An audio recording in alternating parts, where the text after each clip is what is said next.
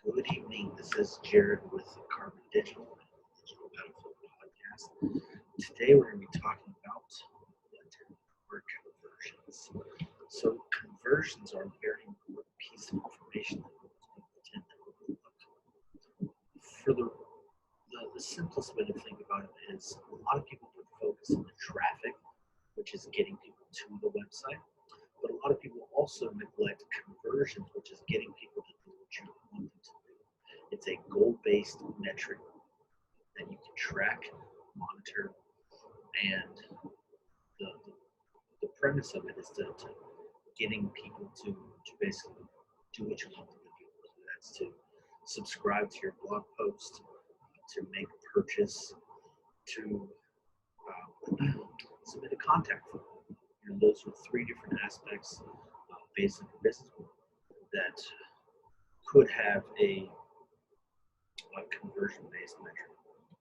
So before we dive into the actual conversion aspect, we're going to look at a couple of different factors that tie into conversions.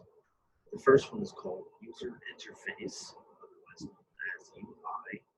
The other one is user experience, otherwise known as UX.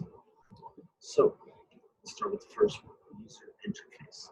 The user interface is all the elements on the page. In the previous lesson, we talked about how branding, your brand message, needs to have a certain level of consistency so that people respond accordingly. And that brand message should be applied across your image, how you approach all other aspects of marketing, so to speak. Right?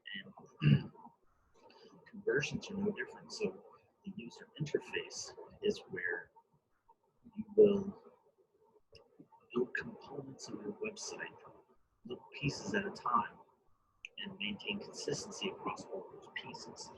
So I've got a couple of little tidbits here for you to check out. So the first one, I'm going to share my screen here. Right. So the first one here is usability.gov, and usability is all referencing the user. And so on usability.gov, they have a list of user interface elements. And this is really cool, but also at the same time,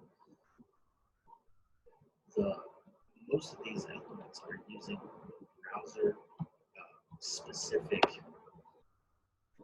elements. So each browser has its own way of presenting these elements by default.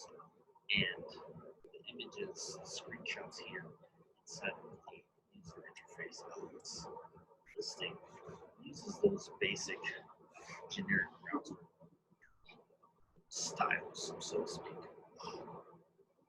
So let's go through a couple of these. See right out of the gate, first one is input controls. So input controls specifically refers to inputs on a form. So that's what we have: checkboxes, radio buttons, drop-down lists. And then we go into buttons. There's a drop-down button, different toggle selectors, text fields, date and time pickers. These things are also part of forms. We have the navigation components. So we have the search field, breadcrumbs. So breadcrumb is showing a person where you're at. Next, we have pagination. That lets you know how many different pages there are.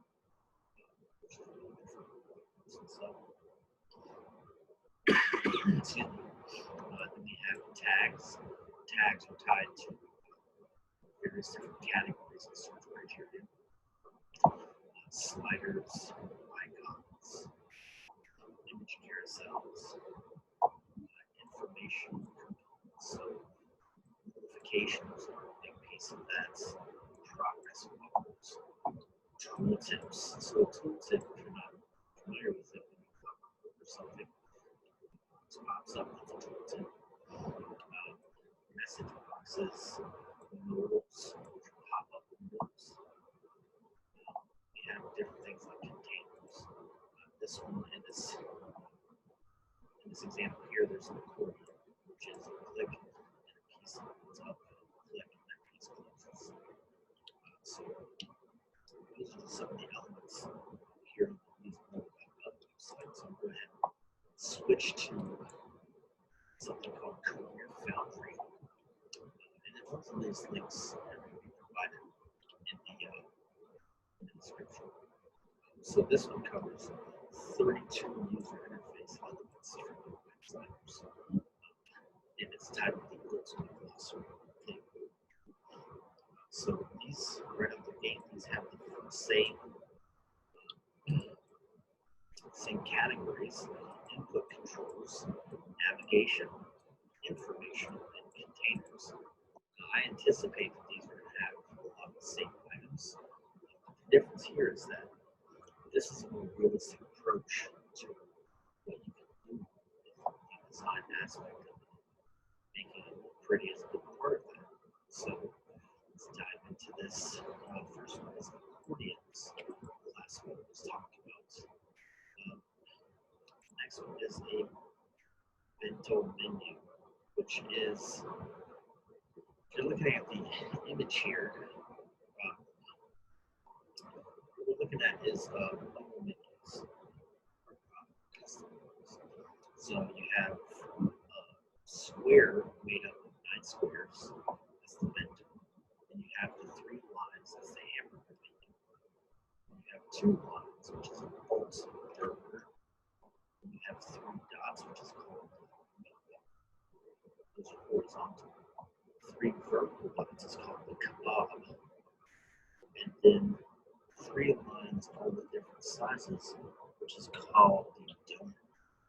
So those are cool little different ways, different icons that we use for menu items in various different aspects. Next, we have the breadcrumb. So like we talked about before, this is where you have a way to identify where a person is in the website. So think of the website as just a list in your Word document, right? You're going to have one tab, next line, have a tab on the next line, go down a line, tab over, and then it becomes an I. That hierarchy, that structure, is basically identifying where you are. So this one has home, is that the house, and then next is my account. My account and profile. The profile you have changed my password. So that's what the breadcrumb does, is it identifies where you're at within that hierarchy. We have buttons. We do a whole lot of fancy stuff with buttons. And this is just a showing off kind of bit here. It's got some animation. But this is the idea. Every button needs to look the same and act the same. And everyone needs to be able to easily identify it. Next, we have the card. So a card is a collection of items that have a consistent structure. So you can see here in the mobile app image here, you have the title, looks like some reviews, and you have an image. See that the way that this information is displayed is highly consistent. Now, so tell that there's an alternating pattern, which still falls in line with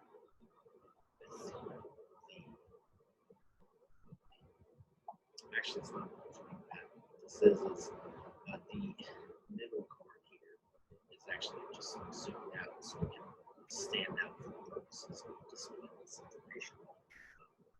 But having that consistency across the board falls in line. Next, we have a carousel, which is a slider. Those things that carousel goes around in a circle. So these items, which is typically images, it's pretty simple to throw together. Next, we have different checkboxes. So the way they look, the way they act, that matters. We have a comment box, which is pretty self-explanatory. Then we have the donor menu, which is just think of a hamburger menu, which is three straight lines. But going from top to bottom, the donor menu has a full line, and then three-quarters of a line, and then half a line, and it kind of goes down into a V shape. Basically, what that means is it's a different icon of the standard hamburger. Next, we have the drop down. Select the drop down has its own.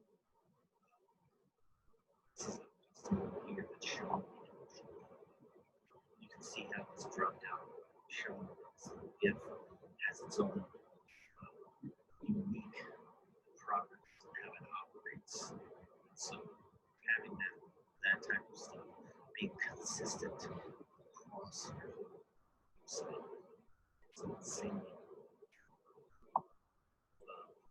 Next one is a feed. So think of like a Twitter feed, Instagram feed. That's what that is. Next we have a form. So making sure all the different elements on your form are consistent. Then we have the hamburger, which is the 3 lines. Coming up next is icons. It's insane to have a very high level of consistency with icons. Not only the same style of icons with the same color scheme, also relevance. Relevance plays a big part.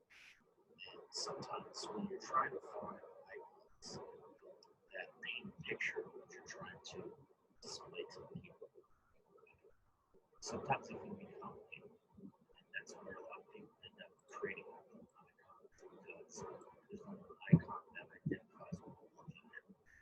That's kind of where this image comes into play. So these are custom icons and stuff. Okay, input field. So most of the fields in the form are an actual input field. And so this ties back to that form. Menu, like we looked at before, is the 3 vertical dots. Okay, a loader. So this is talking about any type of preloader where you click on a link, something loads, stuff accurate. The page is loaded. And when that page is done, your loader disappears. Next is the meatball menu.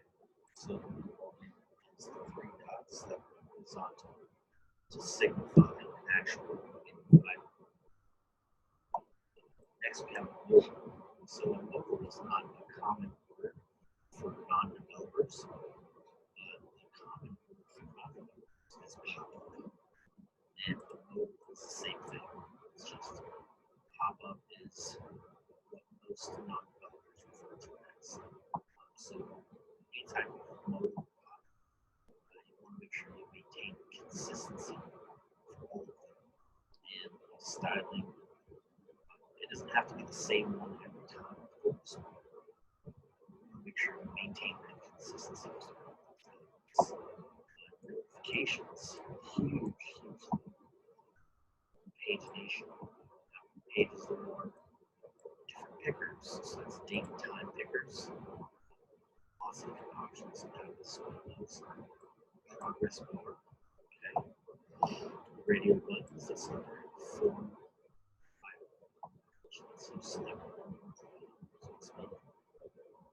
which is different from checkboxes. Checkboxes are it's the radio buttons move circles itself. Search field. Search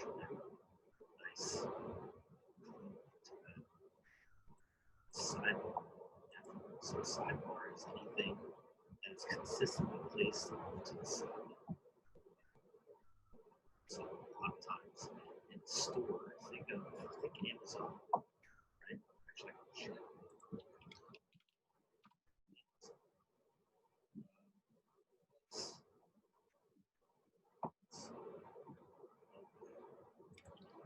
Look at shirts. This stuff here, all of this stuff here is a sidebar. Never been that. So no matter what product I look at, I go to this type of thing here on the side is going to be part of that sidebar. Then when you click on it, so you don't actually have a sidebar. You have this thing up to the side. So it's not a true sidebar. It's consistently placed, but it's not like all this filtering options type of stuff. So that's pretty common in very large stores. Slider controls. It's just like slider is a carousel for large items. But also a slider could be something where you actually click and slide across the page. So depends on stepper. Stepper is it's kind of like a slider where you can change the value of sliding left and right. It has predefined intervals. We have tags and a tab all over. So like this here, this GIF that's here. You have this bar. Click on it, and these little items pop up. So that's a nice fancy way of doing that. Next, we have a tooltip. So a tooltip is when you hover over something and a little box pops up. So just like this GIF here, when I hover over it, see that text that pops up, a tab bar element goes into explain it. That is a tooltip. Next we have toggle. So toggle is kind of like an on-off switch, which is pretty fancy. So that's pretty much all of the different user interface elements that you're going to come across. But there can be, those are the main ones. Typically, we're looking at forms and different elements on the page. That's kind of what so that's user interface, making sure all of these different pieces on the website are consistent. And it's not just for a website, it could be for a mobile app, for a web application. So I would think of Facebook. Facebook is a web application, and they currently have a big user interface problem with their new look because it's not consistent across the board. People using the old version, people using the new version, and then you have the new version that might get linked. So because of that, it's a broken user interface. So that's what you don't want. You don't want people having 3 different versions of the same screen. So the next aspect is the user experience. So the difference between user interface and user experience is the actual behavior of people. So you're looking at behavioral based analysis. It's going to be different for every person. User interface, you can build your UI components and apply them consistently. User interface or user experience, those behavioral based. And what that means is that every person is going to experience the website differently. And because of that, you're going to have to take those experiences into consideration. And so one way to do that is to track how people get from one page to another. So you can look at different types of analytics tracking tools to do that. But being able to actually design a proper, so not only designing a proper user interface, actually designing a website that has a good user experience is kind of, and so this is where we're looking at the flow. It's the flow from point A to point B. And a lot of people depict this in something called funnel. So the whole concept of a funnel is to get people to convert from coming from nothing, nobody in the pipeline, some sort of imagery on this.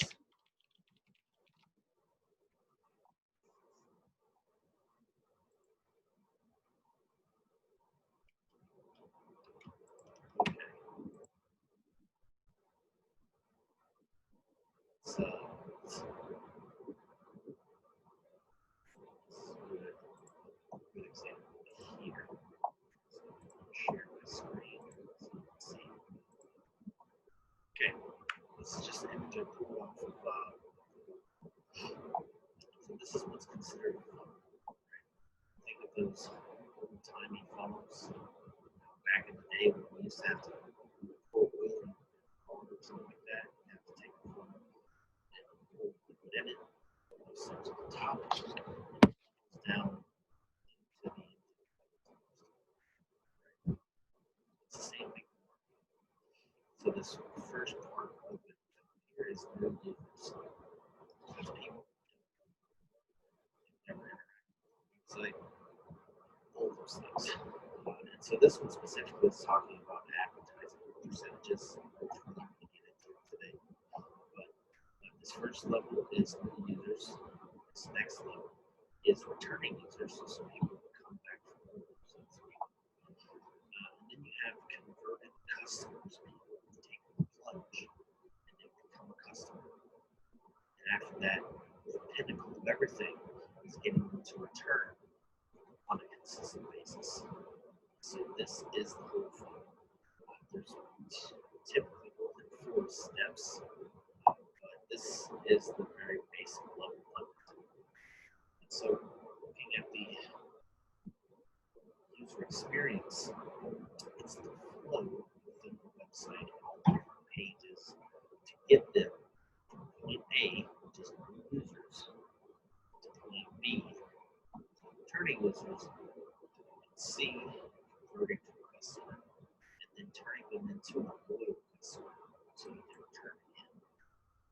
And so having a proper flow would definitely be the best course correction. In many cases, 2 or 3 clicks is the maximum of clicks that you want to actually have to get them to where you want them to be. So think of it as traffic directions, right? Everyone starts at the starting line, right? And you have to get them 2 blocks over with the least amount of turns, right? So that could be just going down 2 blocks, turning left, down 2 more blocks, you're there, right? So that would be 1 click. Or you can take the harder route, where you go up 1 block, left for 1 block, up 1 block, left for 1 block, and then up 1 block again. Something crazy like that where there's zigzagging all over the place. So that's something that you need to avoid on your website. How do I get them from home to buy as fast as possible? And that's where the user experience comes in. So when we're looking at the user experience, we also want to look at different tracking software. The reason for that is so we can actually track what's happening, gauge experiences are working, they should. So it's free. It's called Google Analytics. That's not what I want.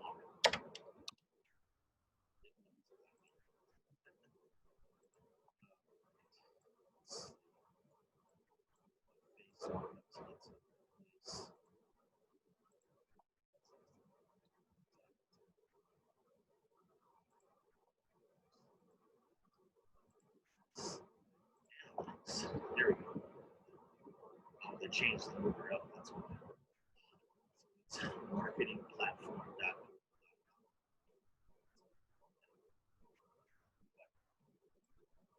In here, in the top right corner, you click sign in analytics. Creating your own analytics profile. It's not that hard. I've actually made some videos on how to do that and how to actually set that up on the website, so it's pretty easy. But Google Analytics gives you a lot of stuff. And so here, we're looking at proactive insights, answers to your questions, users, and conversions. That's kind of a big deal. It gives you data, lots of different ways to use that data. There's a whole lot of crap inside of Google Analytics. It's insane. It also adds some extra code to your website that may or may not slow down the app. I'm actually testing a new one that is a slim version of Google Analytics, one that does not use cookies and is GDPR compliant.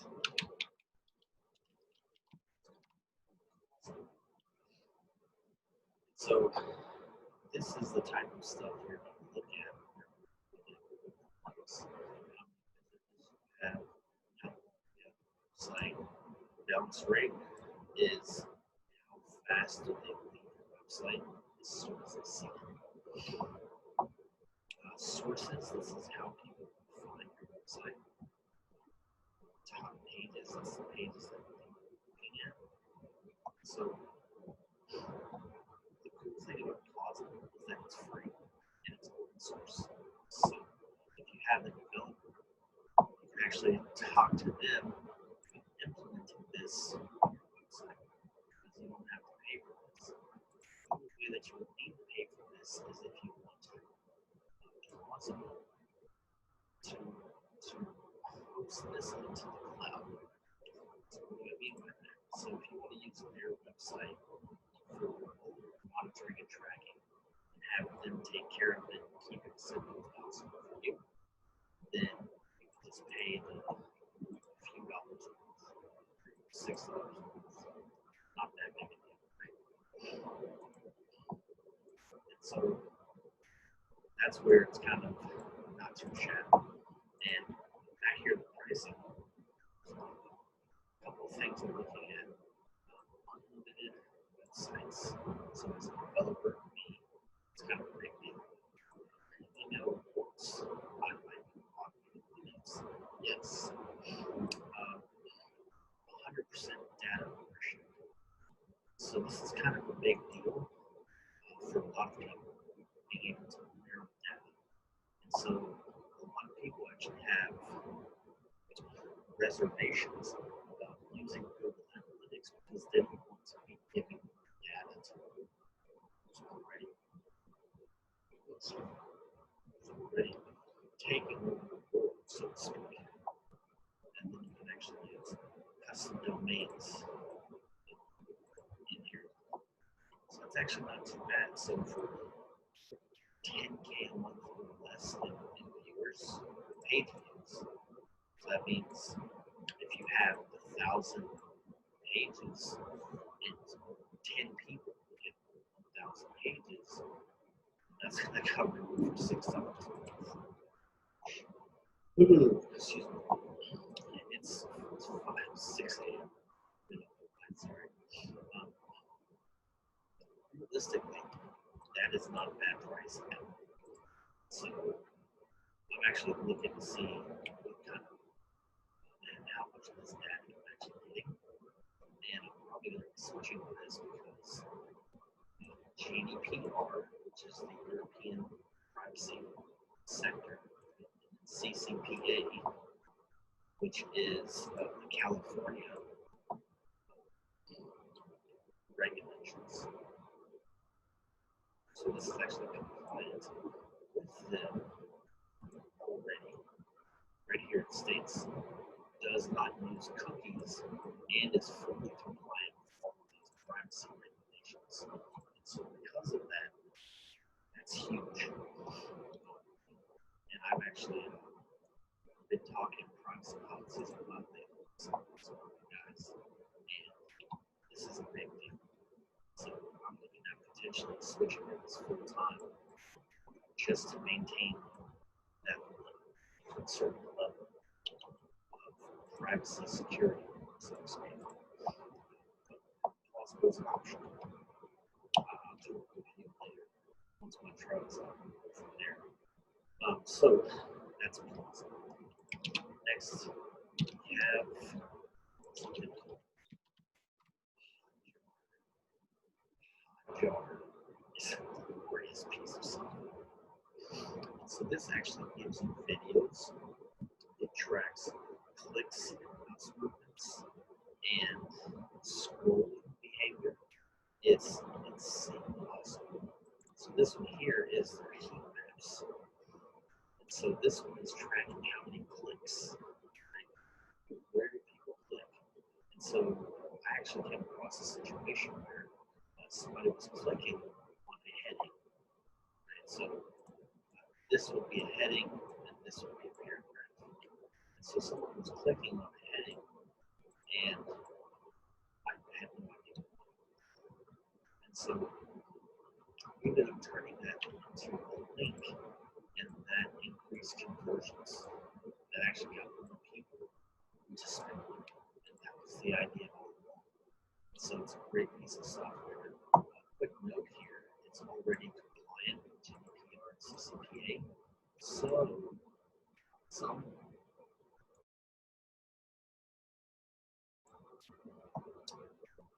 here is the recordings, and this is a video recording where people move their mouse, where they click, everything is tracked.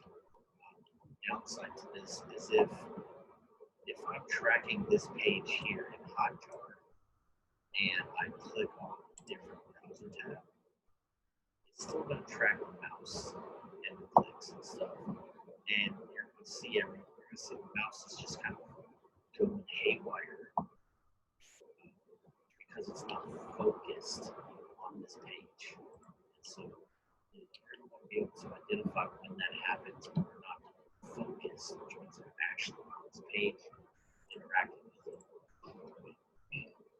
Excluding that, though, is pretty phenomenal. So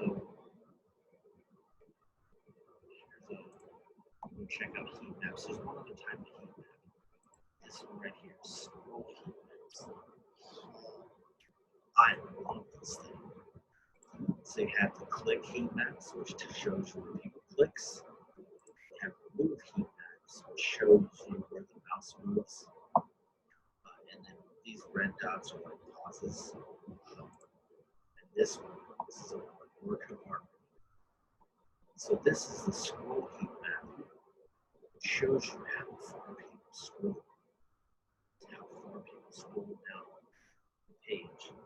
See this little note right here. It says 44% of visitors reach this point.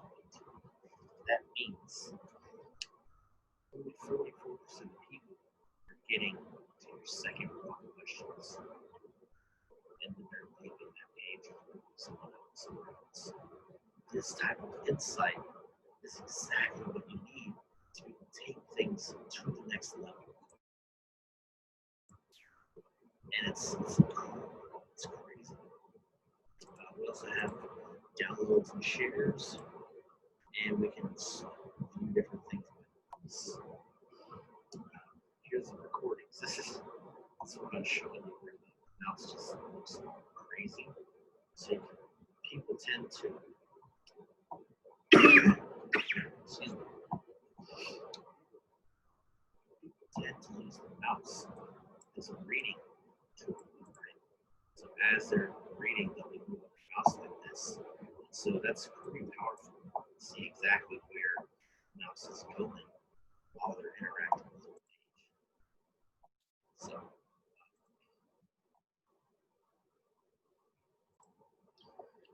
all right. Well, that pretty much covers a lot of the generic tracking tool information. So,